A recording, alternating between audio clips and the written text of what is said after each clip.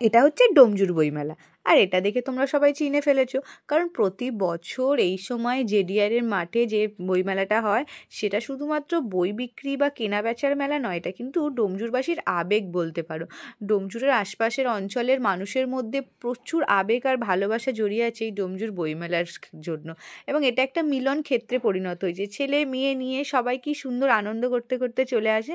এবং আমাদের একদম শীতের শেষের এটা একটা উৎসবেই পরিণত হয়েছে।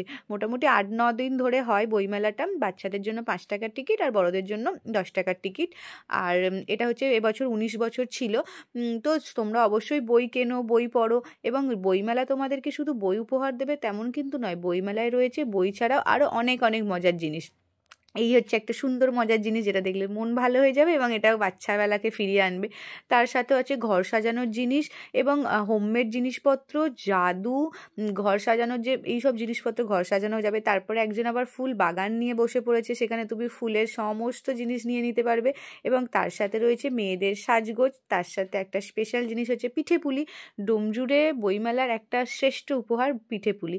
তাছাড়াও আছে আচারের দোকান এবং তারপরে আছে খাবারের স্টলের তো কোনো শেষ নেই। পাঁশকুড়ার চপ থেকে শুরু করে আমাদের কেএফসি, পটেটো ফ্রাই, ভেলপুরি, চপপুরি সমস্ত কিছু রয়েছে।